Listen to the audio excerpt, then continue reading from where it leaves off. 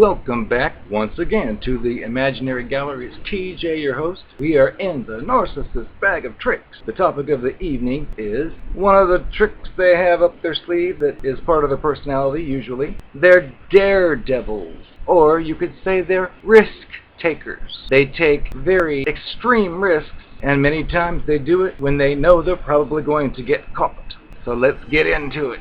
You may meet the narcissistic creature and be kind of excited. They seem dangerous. They have certain parts about them you find out sometimes early on, such as they're driving without a proper license, or their license is suspended, but they're driving anyway, miles to see you. Or, if you've known one for a while, they'll cheat behind your back, and they'll be doing it even though they know they've been caught before. They may throw money away at a casino, get rid of their entire paycheck all in one evening without any regard for the consequences. Assuming there's someone there to pick up for them, which is probably you. They'll tell ridiculous lies, knowing that the probability of them getting caught is very high. Sometimes, in fact, if you're dating one, they'll actually recruit new dates right under your nose, and you won't even know.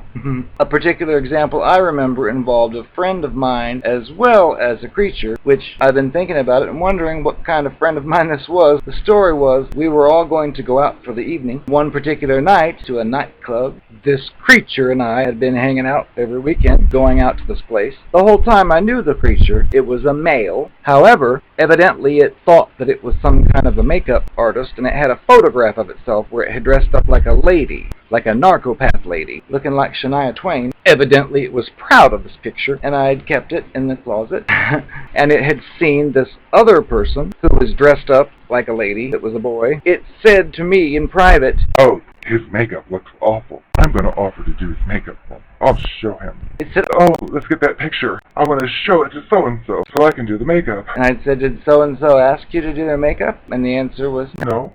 So you're going to insult a person and say, "Hey, honey, your makeup's terrible. Look at the way I can do it. Let me do it for you." And I just thought, this doesn't have any place here. We're spending every weekend together. What are you going to do? Cancel our evening and go over there to do makeup with this person instead? And he wanted to bring the photograph, trying to pursue this person. So he had taken the photograph out of the closet, gave it to the girl, had her put it in her purse, and I saw all this and said, "No, don't bring that photograph," because it was mine at that point. It was given to me, so I had the say on what happened with it. But I'd said, "Oh, don't bring that. It'll just get lost. Come on, don't bring a picture to a bar." And so I took it from the lady, went back into the closet, and shut it back in its place. Well, then I had to finish getting ready, so I left the room. Well, that's the end of it, I thought. We arrive at this place, and magically, there's that very person they were referring to, and we were stepping out of the car, and I heard the creature say, "Give me the picture." And I looked with shock and amazement, saw the lady reach in her purse and pull out that very picture that I had replaced to its proper spot.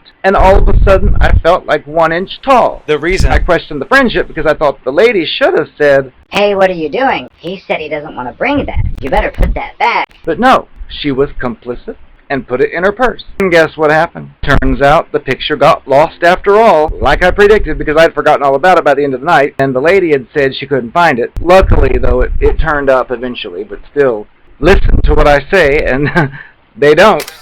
Also, the whole thing was very fishy because this was a cluster B creature, and those people don't do things out of the kindness of their heart unless there's a reason behind it, which I found later there was. It was pursuing this other person under my nose under the guise of the makeup crap, but it was trying to pretend as if that's just the most normal thing to do, which was a lie. But that's just an example of the risks they'll take. They'll act as if it's just the most normal thing, and I'll put it in perspective, like, the evenings we usually spend together, you're going to be elsewhere, even though this person didn't even ask you to do it. That's the kind of crap they pull, and you're supposed to just accept that as normal. The other thing you'll notice with these creatures is it appears that they never learn from their mistakes. And I think the reason for this is they don't believe that they are making mistakes.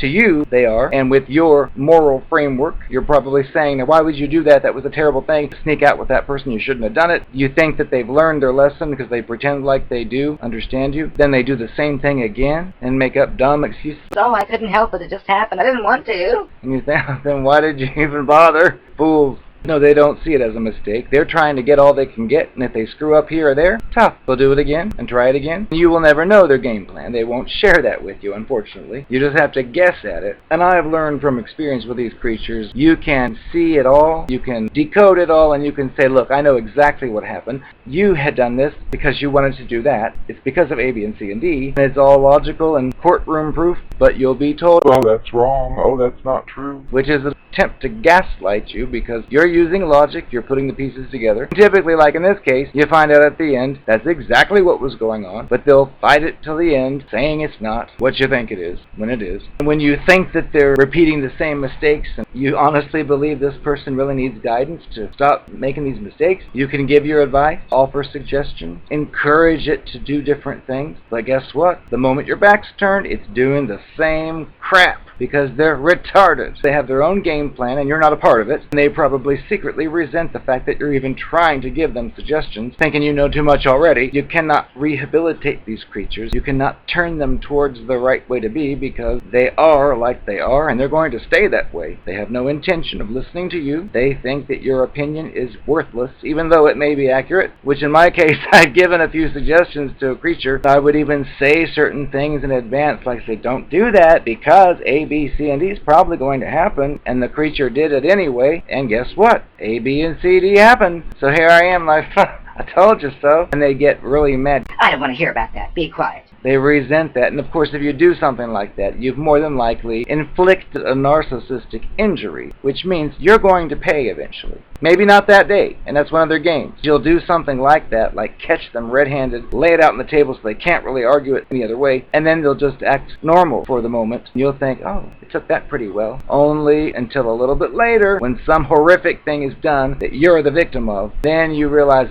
this is a revenge game. Even though it wronged you to begin with. That's the twisted way these people think. They will wrong you based on the terms they set up with you, like, I don't want you to ever be with anyone else but me, because that's cheating. And then they do something where they're with another person. That's cheating, but that's not cheating for me. It only happened because of...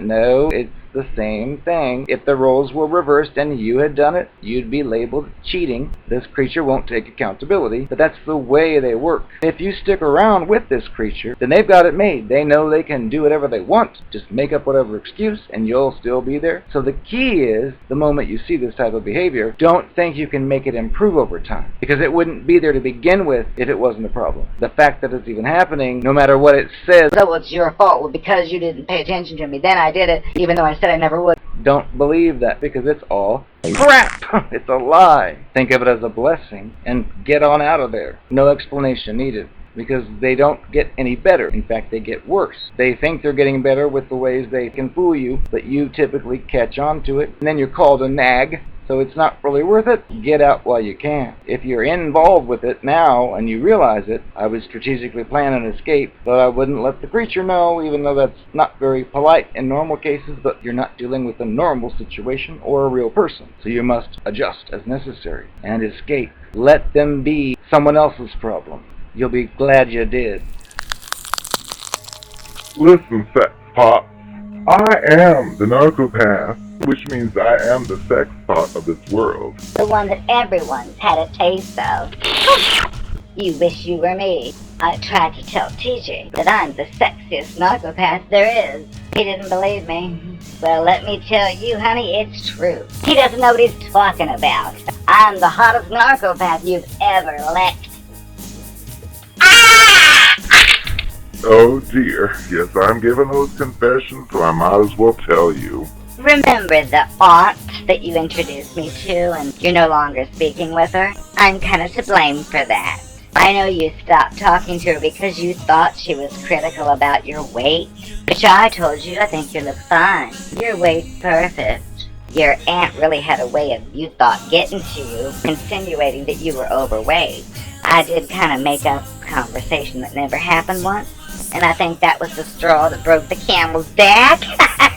Well, honey, destroying lives is my specialty. And I told you deliberately that she called you a fat cow and a fat whore. And that's all it took. You blocked her instantly. I could feel the narcissistic supply, or whatever you call it, running through my veins. Oh, a rush of pleasure. Because I didn't want her interfering in my work. I was trying to influence you, and she was too smart for her own good, and she knew what I was all about. I had to get her out of the picture. Obviously it worked. I knew exactly what to say, and you bought it all. So I'm pretty talented. What do you think? Oh, honey, I am the sexiest narcopath ever. I'm here for more confessions. I figured I might as well let you in on this one. I know you've probably thought about our whole relationship and how it went.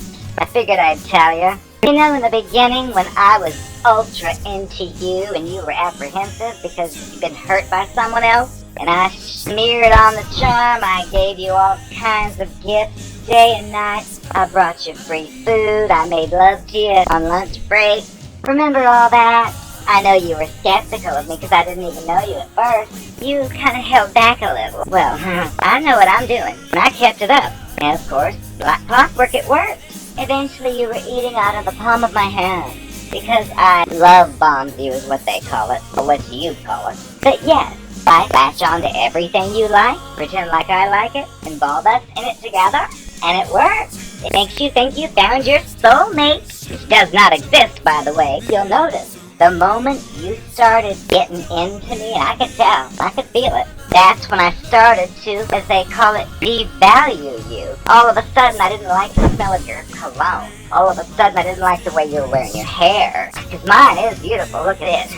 I just got fed up with everything about you. There was just nothing you could do right. Well, that's because, honey, deep inside, I'm fugly, and I know it.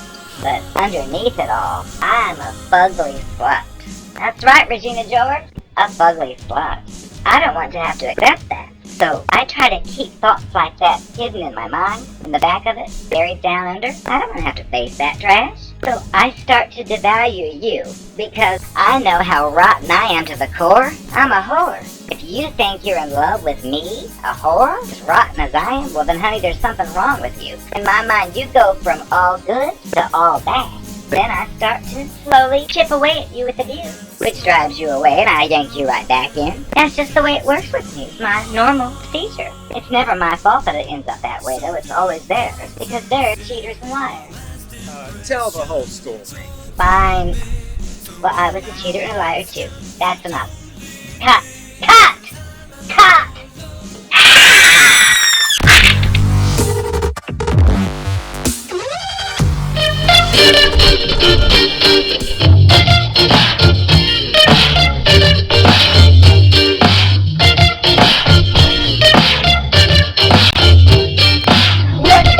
When you get out of jail, I'm gonna have some fun.